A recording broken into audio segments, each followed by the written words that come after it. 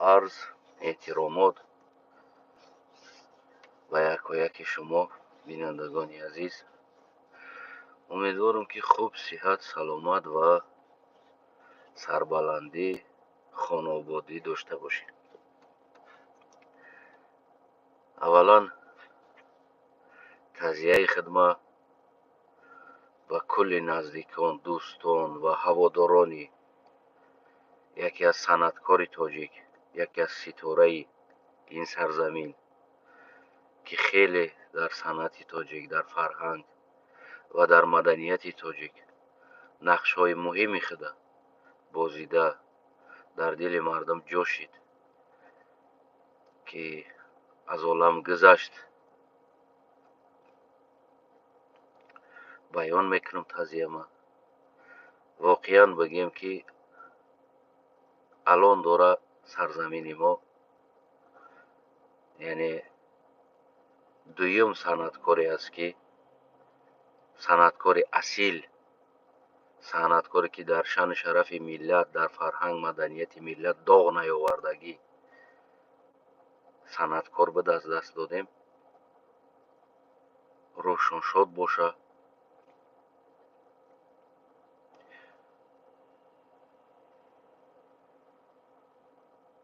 آخرتش بود. بعداً عیناً همین سوهای فرهنگ، سوهای تمدن، خلقیت که در تاجیکستان ما خلقیت ها زیاد هستند، گوناگون از گوناگون خلقیت ها عباره هست. خصوصا تاجیکستان و ازبکستان، این دو تا سرزمین بسیار خلقیت های زیاد داره که یکیش واره تاجیک افرمید کردگی است، یعنی دویم ازبک.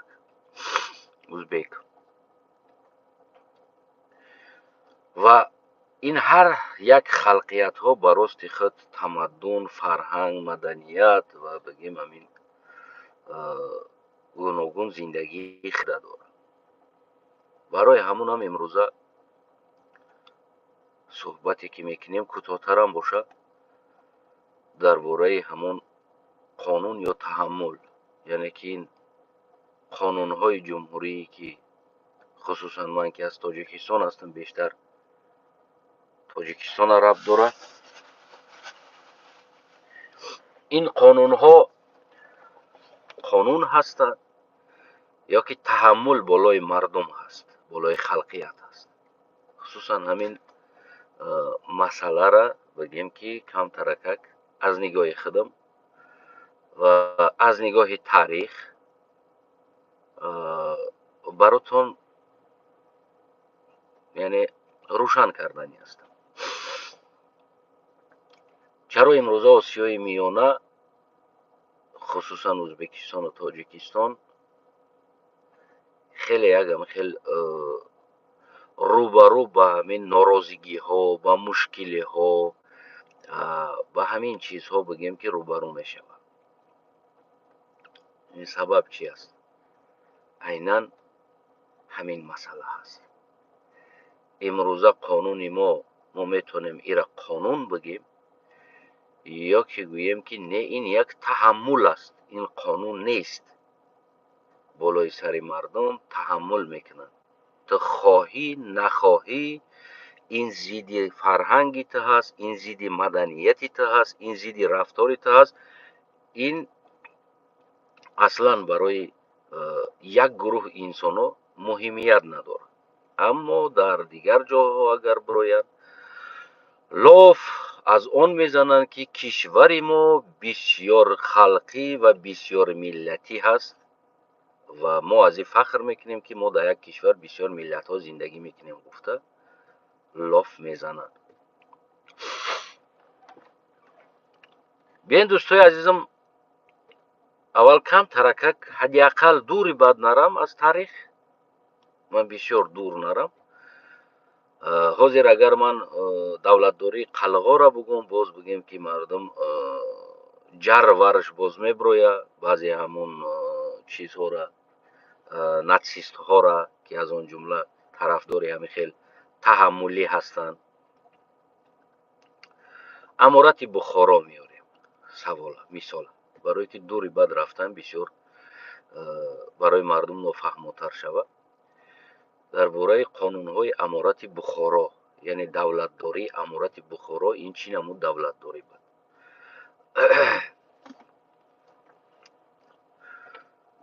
امارت بخارا یک تا قانون داشت که برای کلگی برای همون دولتداری انداز و غیره و غیره و غیره. اما هر یک حاضر زمان بگیریم پروینسیا بگیم یا شتات بگیم حاضر زمان ده یا رایون ها بگیم یا نمیدونم ولایت ها بگیم هر چیزی که خواهیم هر یک تا اینها داخل خود به همون رفتار خود به خلقیت خود یعنی همون قانون های خود داشتن. یعنی بالای سر مردم تحملگرایی نبود توی 3 ساعت شوه یا نمیدونم فلانی 2 ساعت شوه یا در توی 3 تا ماشین باشه یا 4 تا اسب باشه یا که نمیدونم در توی 100 آدم زیاد آمدن اجازت نیست یا زادروزی تو باید نمیدونم 2 ساعت زادروز داشته باشی زادروز تو باید 25 آدم زیاد نشوه ختمه توی باید اینای تری کنی تری نشوه. یعنی این تحمل است این قانون نیست این بالای سر مردم تحمل کردن است. در اینجا ما قانون نمیبینیم. قانون برای ساختار دولت میشود یعنی دولتداری نه برای بگیم تحمل کردن بالای سر مردم خواهشات یک گروه انسان یا نمیدونم یک اقلیت. امروزه با نام قانون در تاجیکستان ما تحمل کردن فکر نظری یک اقلیت هست یک اقلیت که امروز دارد بالای سر مردم همین دلخواه چیزاشون بار کرده ایستادن. از بس که خودی مردمی بگیم فارس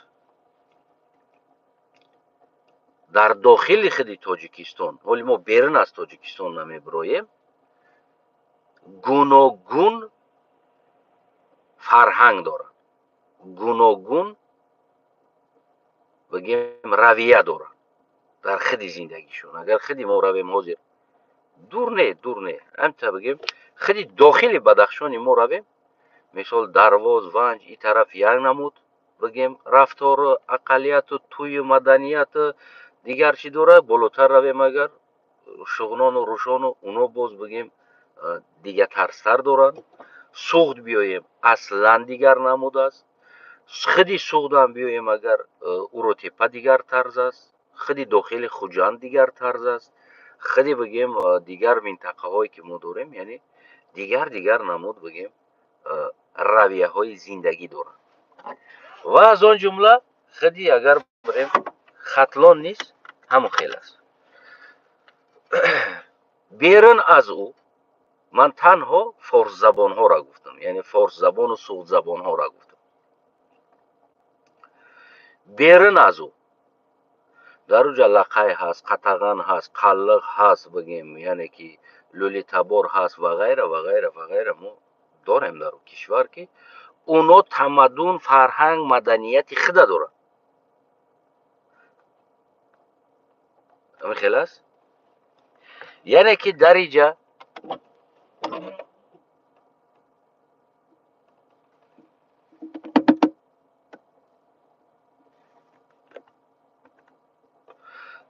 بار کردن خواهشاتی یک چند انسان که از نگاه او باید در تاجیکستان چی طرز زندگی کنی این کلان اشتباه است کلان اشتباه است. همین طرز هم آمده امروز ما داریم فرهنگ یا تمدن یا مدنیتی بای ملت های قدیم این سرزمین که امروز با نام تاجیکستان در حدودی که زندگی دارن ما داریم از دست دادیم از بین بردیم. خیلی توی های ما پیش اصلا دیگر طرز بود عموما دیگر خیل بود حتی که من یاد دارم همین تویهای امکی من یاد دارم، اینا داشتن دیگر طرز توی میکردن. یعنی نه امروزه بود، عادی ترین توی، یعنی توی با همون مدنیت و فرهنگی خلقی بود که او بگیم که توی میگذروندن. اما امروز ما را نیز با نام قانون مدنیت و فرهنگ تمدن ما را از بین برد. البته که من باوری دارم در غرب نیز توی با همون رسم و اصولی قدیمه خود و داشتن بگیم که توی میکرده. اونا هم البته که همون در توی ها بازم بگیم اصول های خود داشتن و چیزای لازمه خود داشتن که اونا هزار ساله ها با این مردم و در توی های مردم و در فرهنگ های مردم همون اصول ها بگیم که چیکار میکردن، خدمت میکردن. اما امروز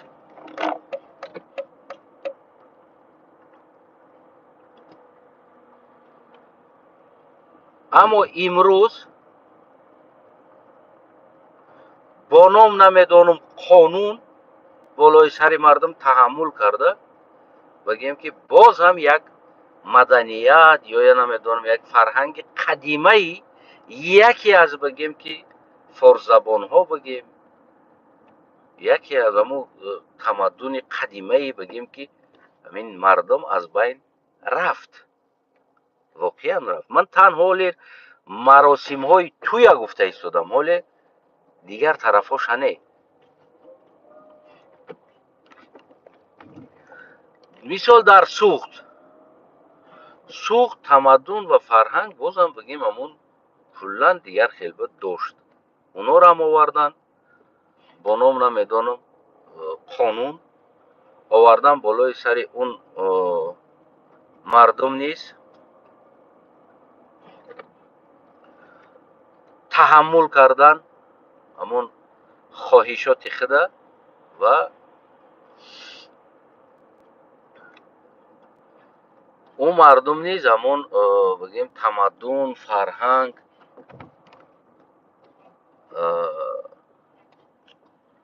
همون چیزهای قدیمه خدا که با او بود اون نیز از بین رفت.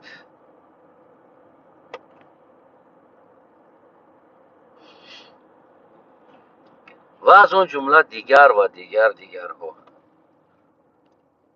خیلی بگیم که لقای ها اینو اصلا یک فرهنگی بگیم مراسمی همون کلینگیری دختگیری یا فرزند زن دادن اصلا این دیگر بود، اصلا دیگر بود. خیلی توی های قلق ها تقریبا 1 سال دوام میکرد. 1 سال، بعضی هاش تا 3 ساله بود، بعضی هاش 1 سال بود، بعضی هاش تا 6 ماه بود. یعنی یک توی 6 ماه 1 سال در مابین 1 سال میشید. امروزه بگیم همون فرهنگ ما را مدنیت ما را آوردن به خواهش چند تا احمق در 3 ساعت آوردن که باید ما در 3 ساعت چیکار کنیم، توی کنیم. امروزه هر یک مدنیت، هر یک خلقیت براستی خود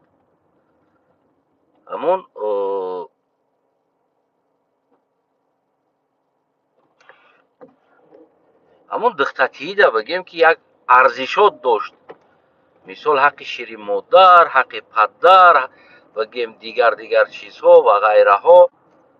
امروز امام علی رحمان یا نمیدونم حکومت امام علی رحمان یا حکومت تاجیکستان امروزه بالای سر مردم تحمل کرد که ارزش دختری تو یا نمیدونم تو باید برای همون مراسمت، برای همون خیر خدایی یا دیگر چیز تویت تو باید فلان قدر مبلغ بگیری، تمام ای زیاد تو حق نداری گرفتن. یعنی استاندارد بگیم که خیلی امام علی رحمان یا حکومت امروزه بگیم بالای سر مردم تحمل کرد خواهشات خود با نام قانون. این البته برای همون امروزه قانون ها را من همچون قانون گفته نمیتونم. این تنها یک تحمل بالای مردم خواهشاتی بگیم یک گروه باشه نمیدونم یا یک قبیله باشه نمیدونم یا یک اقلیت که از بس که امروز قدرت آمد در دستشون دیگر کلگی اقلیت ها را بگیم که خلقیت ها را زیر پا کرد. یعنی تمدنی او را، فرهنگی او را، مدنیتی او را، کلگی چیزی او را گرفت زیر پا کرد و خواهشات خداشون بالای سر مردم تحمل کرد. یعنی تو مجبور هستی را باید بکنی، نکنی اگر تمام تو جریمه میشای، تو سود میشای، تو را نمیدونم محکم میکنن، تو را دار میکشن، هر چیزی که اگر در دستشون بیا بولد میکنن. همچنانی که امروز میگم پول سویت اناتی ترمد میکنن. خب تمامی депутат برین ایخونش یک دونه چک پول دادگی اگر بیاوین پول سویت در روی ما توف کنه. تمامی منصبدار وظیفه‌دار خونش روین یک دونه پول چک سویت اگر ایخونش پیدا کنین آب بگذرونه که همون یک بار پول سویت سپاریدگی است در روی ما توف کنه. از آن جمله خانه امام علی را بریم بکوین اگر یک دونه چک پیدا کنین که همون کیفتانسی که همون پول سویت سپاریدگی است در روی ما توف کنه. اما خلقیت ها را در بالاش این چیزها تحمل می شود. یعنی مجبور هستی تو باید بسپاری. تو کیستی که را نمیسپاری، تو نسپاردی ما تو را زندان میکنیم، ما تو را سود میکنیم، ما تو را دار میکشیم. یعنی این قانون هست یا اینکه تحمل؟ البته که این تحمل است، این قانون نیست. یعنی بالای سر مردم اگروزه کردن، ترساندن مردم و از اونها بگیم که ستانیدن مبلغ. اما خودشون یک تیم پول نمیتن. من میدانستگی انسان هایی که بگیم نه منصبی بالا داشتن بلکه همین منصب هایی بگیم همین عادی می پایان یکیش نمیدونم رئیس یک اداره بود، یکی دیگهش در رپورت کار میکرد، یک وظیفه داشت، یکی دیگهش در نمیدونم در عدل کار میکرد، نمیدونم زم نچلنیکا کتاب بردارش بود. مثال میگیریم عادی ترین انسان ها پول سوید نمیدادن. یعنی او پول سوید نمیدون. من میدونستگی انسان ها حیات داشت همون بگیم قوای برق میدیدگی انسان همون خونه او نمیدرامد، میترسید اونجا درآمده ممکن نیست. تمام چند کار میکنه نمیکنه فیراد میکنه میگه بگی همین شوچ که مرا نول که بوده میگیره نول میکنه با پلمبش میزنه میته. تمام در کیسهش بگیم که میته 100 سومه 50 سومه من میگه برا گلاکو در نام بگی یک دونه چکی پلاتیت کردگی هم کیفتن سی پلاتیت کردگی نداره. من میگم عادی ترین منصب داره. ولی کجور است خونه دیپوتات وزیر نمیدونم اولادای رحمانوف و کجور است که یک خطیبموش برق بینک غیرت کنه خونه او برا بدروی او بگه که یک پلی برق هفته در کجا شما تصور کرده میتونین ایره نه. اما خونه مردم میدروین قایچی میکنن اگر که ندادن که مردم کلی میتن بیچارو قرض میکنن قباله میکنن قرضدار میشون مردم. من نمیگم قرضدار نمیشون مردم میشون اما مردم پول سویت نداده نمیمونه میته بیچاره گلکش ده نمیخره پای گلکش ده پاتینکش دریدگی است میگه بچه من پاتینکه تا بالا کمی بپوشد 3 ماه که دیگه نه که ما باید چیرا پول سویت ابتیم که قرض نشیم. خب گلکش ده گوشت نمیخره گلکش ده نون نمیخره نه که بگیم که نه فرزندش ده بگیم که چیز نمیخره اما پول برقه میته. باز هم بالای همه امام علی رحمان با نام قانون خواهشات نوی امام علی رحمان بالای سر این مردم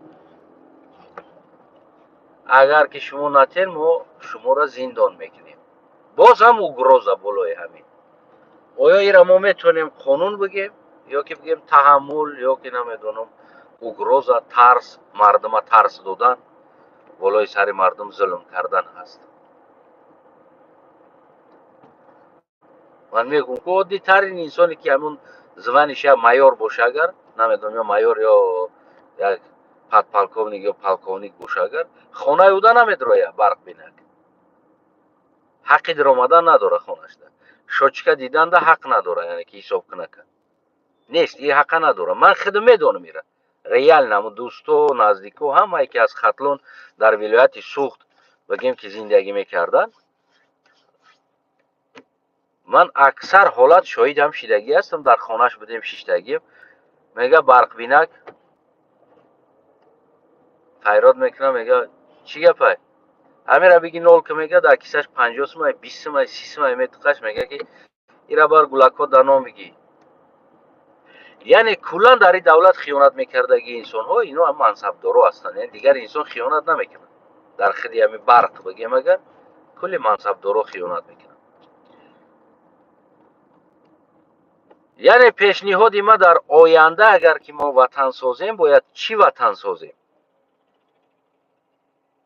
چی قانون تصمیم بگیریم که در این وطن ما ناراضگی دیگر مردم ها نشود یا پایمال حق دیگر مردم ها نشود نه تنها دیگر مردم ها همون ناحیه های خدمات که مثال گیریم چی بگیریم درواز و ونج و کولاب و بگیم خب سوغد و دیگر همون بگیم بدخشان و یعنی همین چیزا نباشه.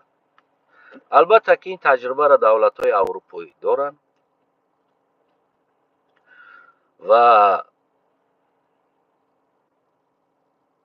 پیشتر هم این تجربه شدگی هست در ما خیلی گفتم امارت بخارا از آن جمله اگر ما خوب تاریخ بیاموزیم مثال دولتداری سامانی را یا دولتداری بگیم دیگر را یا دولتداری قلغا را یا دولتداری قراخانی ها را قلغا کگانات قلغا دیگر کگانات ترکو ما در بگیم آسیای میانه خیلی همون ازیای همون منطقه خودمون از آن جمله قزاقستان قرغیزستان این طرف را اگر بگیریم تاجیکستان افغانستان این منطقه ما تجربه های بای دولت داری از اونجا پیدا کرده میتونیم و حل این مسئله را ما یافته میتونیم. البته که من همه اینا را می آموزم از نگاه تاریخ از دولت داری ها بگیم از زمان زندگی های گذشته خودمون و امروزه خودمون آیا ما در گذشته ناراضگی ها زیاد داشتیم یا الان داریم ناراضگی ها از دولت داری زیاد داریم. البته که ما الان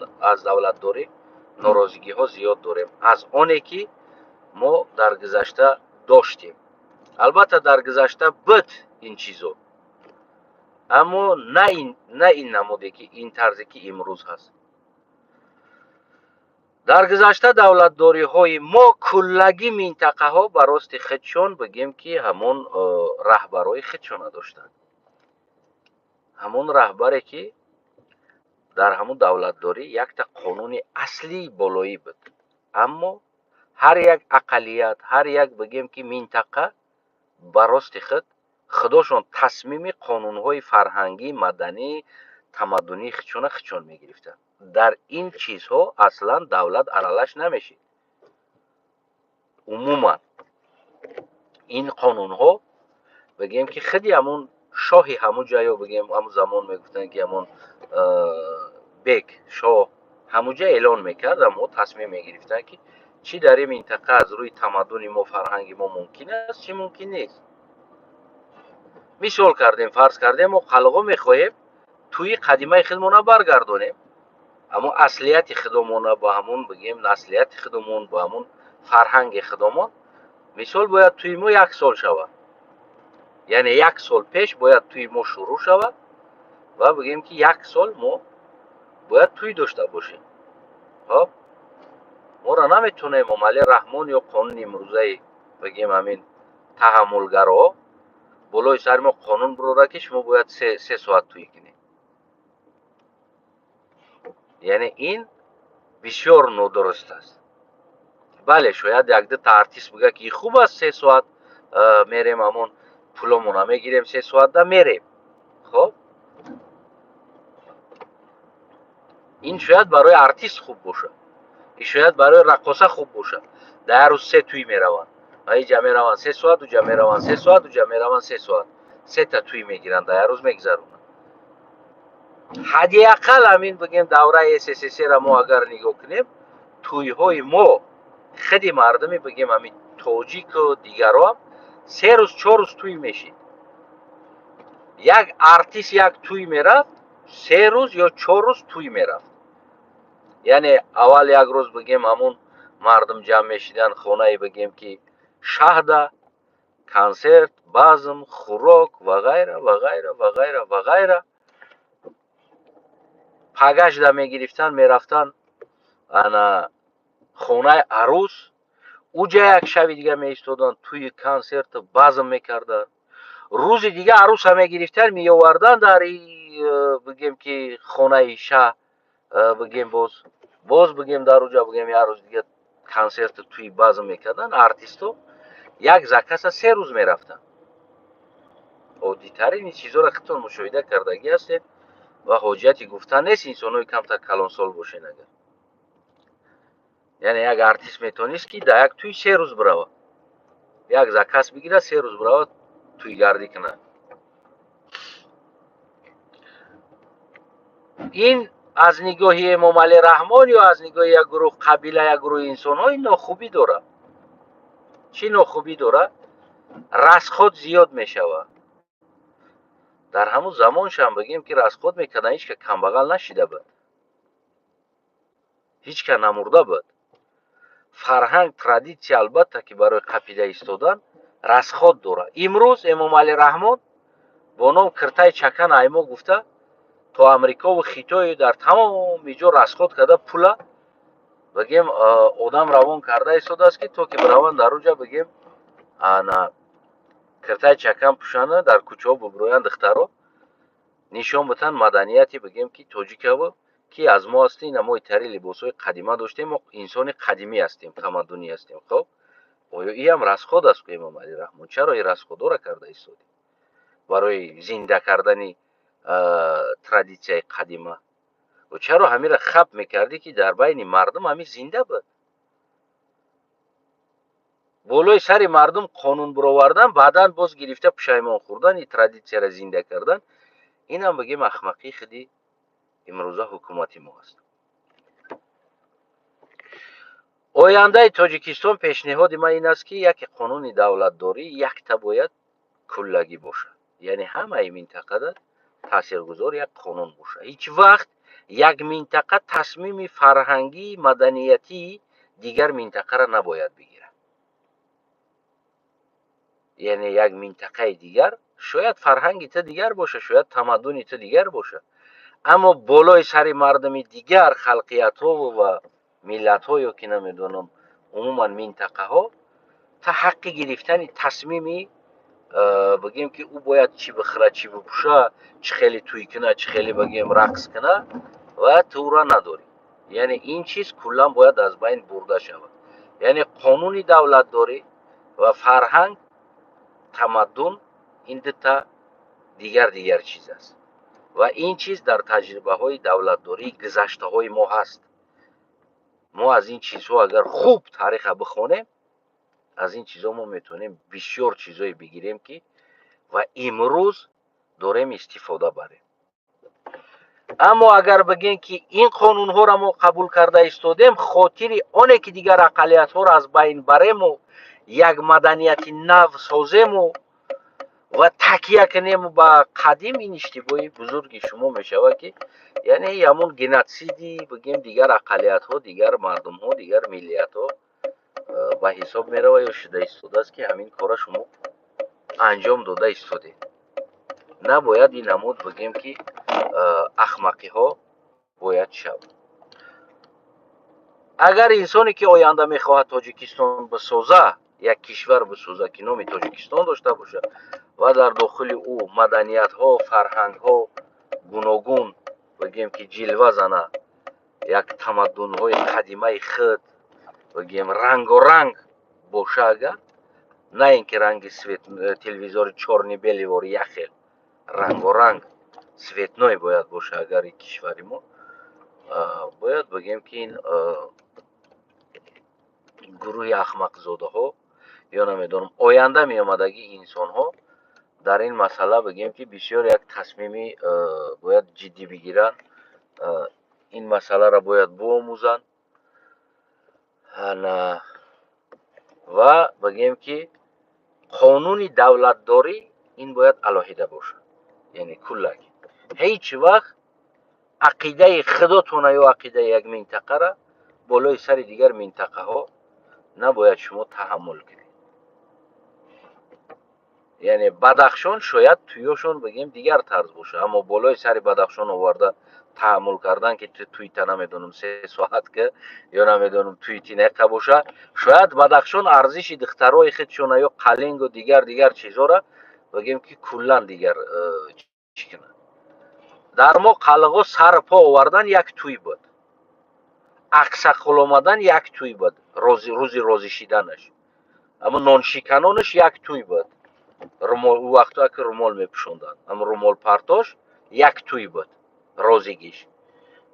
همون روز اوجه رازی میشیدن قداده اوجه گوسفند کشی، اهل همسایه را نان دادن، بعضی ها گاو میکشتن، دیگر اهل همسایه هم مرانون میدادن که خبر میدادن که نه انسان دخترش داد شده.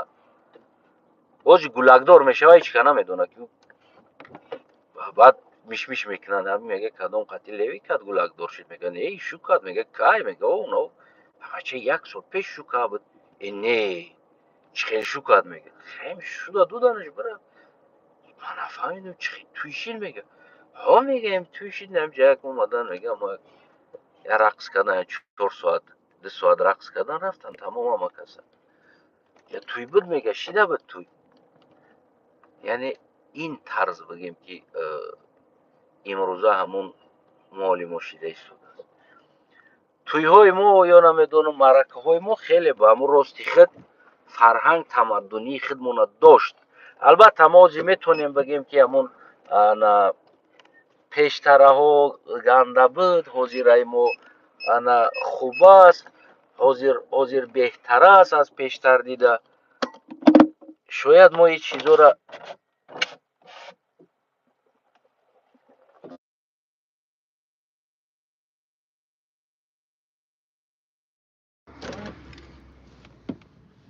بخشی نکیره بگیریم، شاید ما این چیزا را بگیم، اما ما بسیار اشتباه میکنیم. از بس که هر چیزی هست نیست، خوب بود، گنده بود، بد بود، مغزی داشت، بدی داشت، اون برای ما تمدن و فرهنگی ما بود. نباید ما را از بین بریم. برای همو آینده باید ما بالای بسیار توجهی سخت کنیم. از اون جمله همون اقلیت ها را به نظر گرفتن و از هر یک اقلیت باید همون یک تشکیلات باشه که قانون های اقلیت درون خودشه، همون خلقیت خودشه باید خودش بگیره. یعنی رهبر خودشان باشه و خودشان تصمیماشون بگیرن و خودشان قانوناشون قبول کنن که بگیم که در مو مدنیت و فرهنگ تمدنی او هم بگیم زیر پا نشود. در این حالت ما میتونیم یکی از دولتی بسازیم که همین ناراضگی ها، همین بگیم که همون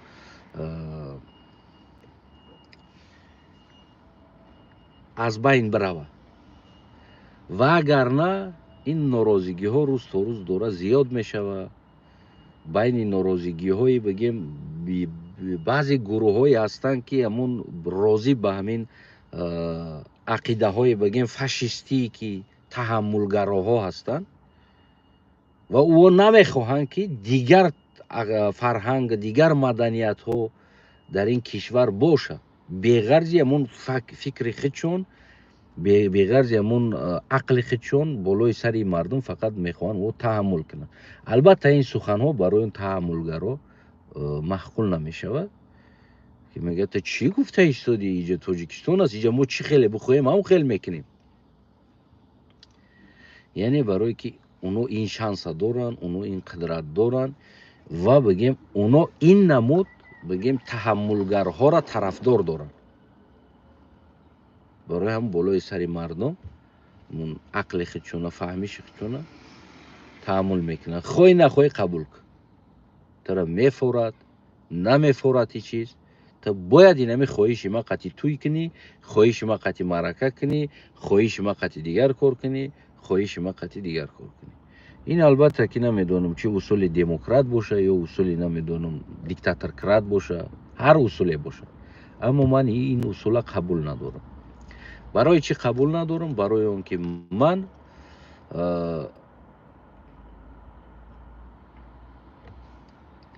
مثال عادی هست، اگر ما روسیه را بگیریم، روسیه هیچ وقت بالای سر مردم مثال تحمل نمیکنه که تویاتون ایتا کنین، مرکاتون ایتاری بکنین، مرداتون ایتاری بکنین. برای چی روسیه همینقدر زمینی کشد الان هم داره بگیم که همین ناراضگی های خلقیت های زیاد نیست. سبب هر یک منطقه چیچن با ترادیسیای خودش قطعی توی زندگیش میکنه، کافکاز با خودش میکنه، نمیدونم انا بگیم تو با خودش میکنه. هر کدامی که چی تمدن و فرهنگ خودش داره، قانون های خودشون تصمیم میگیرن، قبول میکنن. همین ناراضگی نیست. یعنی عادی تر اگر نمی روسیه را مگر نگاه کنید، عموما قانون درباره نمیدونم توی مراسم و مرکه و این چیزا نداره. یعنی درباره نابود ساختن فرهنگ یک انسان توی ندارن. ببینین تو نمیدونم یا چیچنیا دیگر را ببینین، در داخل همین کشور هستن و بگیم همون یک کشور هستن، یک اوبلاست این کشور است. ببینین الان دارن هر یک انسان با همون رویه خودش، با کلتور خودش قانون داره در داخل خودش. یعنی قانون چیچنیا بیرون از آبش قانون روسیسک فدراسیا برای دولت داری، در داخل مردم چیچن قانون فرهنگی خچون تصمیم میگیره. هیچ وقت روس ایو را گفته نمیتونه بالای سرشون که за столом должен быть водка и на свадьбе должен быть 4-5 человека, и свадьба должен проходить 20 минут, и один горка, и надо сходить в церковь. یعنی تحمل نمیکنه بالای اینو. اما فرهنگی روسی خودشونه بالای سر دیگر اقلیت ها تحمل نمیکنن. روس با امروز خودش توی شکده رفته است، تو در زستالون ز دیسکوتیکا بگیم کیف خودش میکنه، اما بالای دیگر اقلیت ها این تحمل نمیکنه و دیگر اقلیت ها خودشون قبول میکنه. یکی از همون بگیم که فیشکه روسیه که امروز همون قدر بزرگ ایستاده است، همین فیشکه بود که همین قدر ایستاد. یعنی نرسیده همون چوستوهای دیگر انسان ها نرسیده ایستاده است. یعنی این بود. البته که من از بگیم تاریخ بسیار دولت داری میخونم و بسیار انسان ها را میکوام، بسیار جستجو دارم.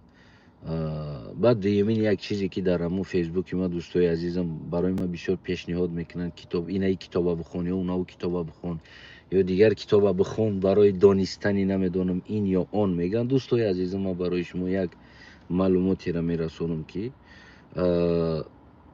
من اون چیزایی را میکوام و میخونم، پیش از او درباره او از تمام جا معلومات میگیرم که همون چیز لیسنس یا شدگی است، آیا میشه با او چیز تکیه کنی با اساس تاریخی گفته.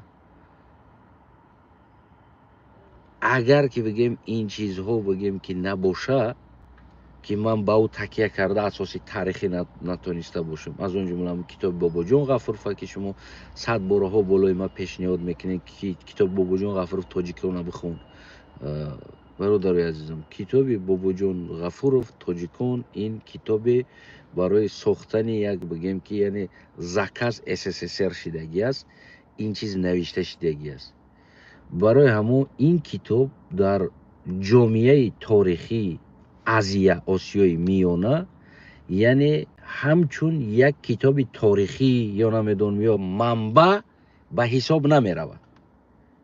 برای همون من کتاب بابا جون غفور اگر بخونم میخونم، اما همچون یک بگیم که идеологияи СССР как создали вот хел ситуациёра Осиёи Миёнада, мисол чӣ хеле СССР тонist то бута, ман ҳамин манба метавонам ира бихонам. Аммо манбаи таърихии Осиёи Миёнада дар Бобоҷон Ғафуров такя карда хондан, Бобоҷон Ғафуров ягон чира исследоват кардагӣ нест, ягон инсон. Танҳо ин як заказной бигем ки ин чиз навишта шидагӣ аст барои такя додани ҳамин бигем имрӯза мардуми тоҷик ба ҳамун таърихҳои қадима бигем асос додан ва аз ҳамун манбаъҳо гирифтагӣ бигем.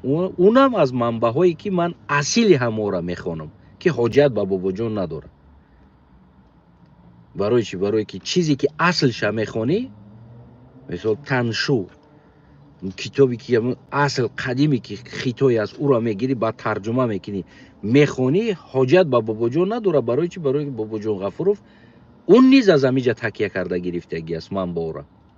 хоб ё ки бигем китобҳои бигем ки ҳамун таърихи арабӣ аст, мисол аз арабо ҳамун Марвазӣ ва ғайра асл навиштагӣ ҳастанд ва асили китоб истодагӣ аст ки ман уро мегирам, тарҷума мекунам, бигем ки мехонам. Ман ҳоҷат надорам биём аз Бобоҷон Ғафуров бихонам ки Бобоҷон Ғафуров дар тоҷиконаш ва ишора кардагӣ аст ки яъне қадим будани ин халқияти тоҷик аз куҷо ишора мешавад, яъне аз китоби Марвазӣ, аз китоби Таншу, аз китоби бигем ки қадими форсо, ва ман ӯро хича гирифта тарҷума карда хонда истодам. Ман чӣ ниёз ба Бобоҷон Ғафуров дорам барои Осиёи Миёна? манбаи аслӣ истодагӣ, ман манбаи ишора кардагида бирам бихонам ки яъне ишора ба ҳамун гирифта навиштагӣ аст ин китоба. барои ҳамун дӯстои азизам ин тавсияҳое ки мекунед, ташаккур барои тавсиётон. Аммо бигем ки албатта ки ман Бобоҷон Ғафуров ҳам қисман мехонам, на ҳамаша, қисман. Барои чӣ? Барои он ки баъзе масъалаҳое ки меояд хеле аз Бобоҷон Ғафуров ва барои ҳамуна ман пайдо кардан ки аз куҷо ба кадом ишораҳо дошт ин чиз, ва бигем баъд асл манбаъҳо дигора гирифта бигем ки мехонам. яъне ин танҳо барои маълумот аст, дӯстои азизам. сипос барои пешниҳодтон. хуласи гап сари ин аст ки мо дар таърих таҷрибаи бои давлатдориҳо дорем. Осиёи Миёна, чӣ турк бошад, чӣ форс бошад, ки дар Осиёи Миёна давлат кард ва бисёр як давлатҳои бузурга ҳам сохт, ин таҷрибаи давлатдорӣ аст. агар мо таърихи ёра асл бихонем просто барои намедонам хитсозӣ, аз ҳама муҳимтарин чизе аст ки мегӯянд ки дар таърих хитта наков, таъриха биков, худат пайдо мешавад дар дохили таърих. аммо дар дохили таърих ҳеҷ вақт хитта наков. иштибоҳи бузурги он таърихдоное аст ки доимо кӯшиш мекунанд аз таърих худшона биёванд ва худшона болотар аз дигаро биёванд. Не, ҳеҷ вақт дар таърих хитта наков. аммо ҳамаи таъриха биков ку дар ҳамун таърих худат пайдо мешавад дар дурунаш. ҳасти аҷдодот ва ғайраҳо, гуфтаҳо, ишораҳо, манбаъҳо ҳаст, агар ки асл биковӣ.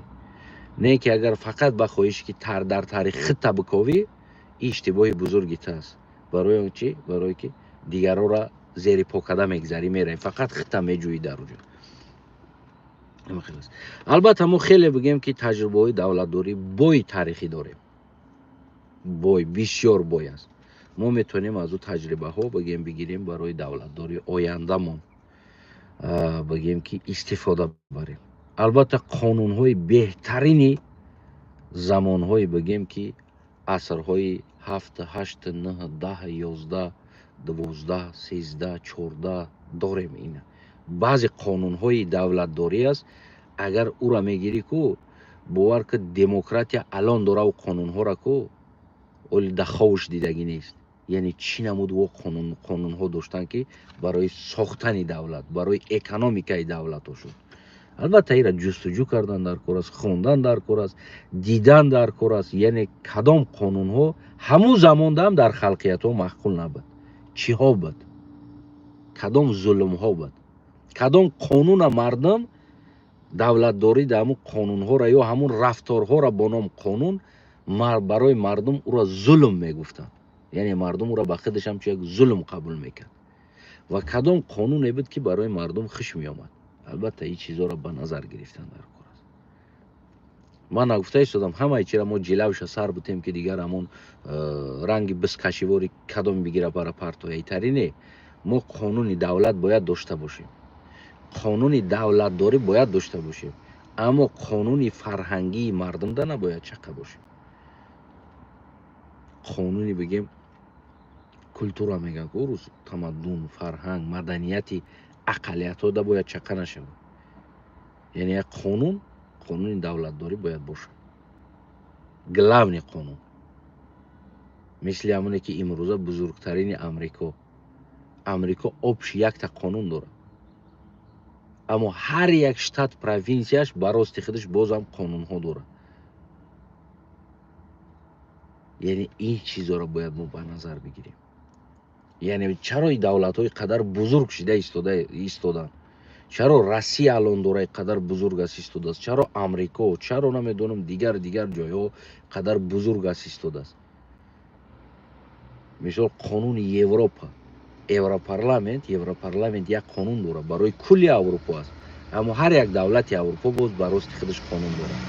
اما هر یک ولایت باز این دولت ها برای خودش با قانون داره.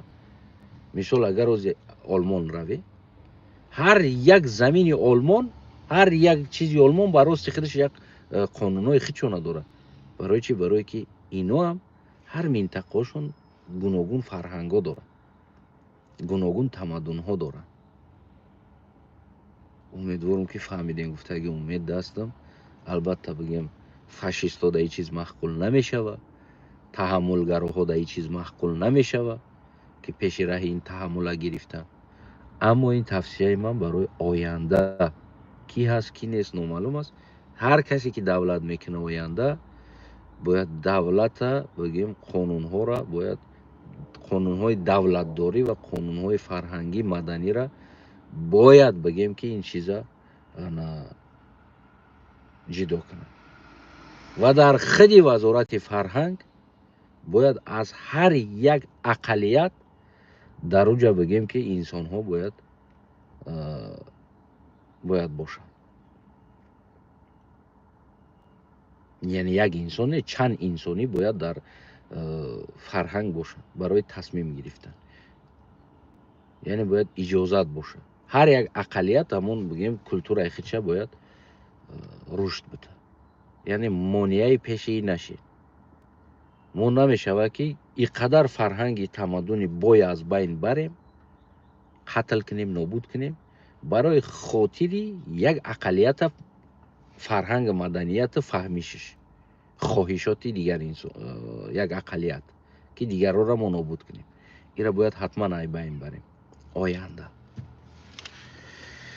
زنده باشین دوستای عزیزم، سلامت، سربلند، خاناباد باشین. بدرود تا به درودهای دیگر.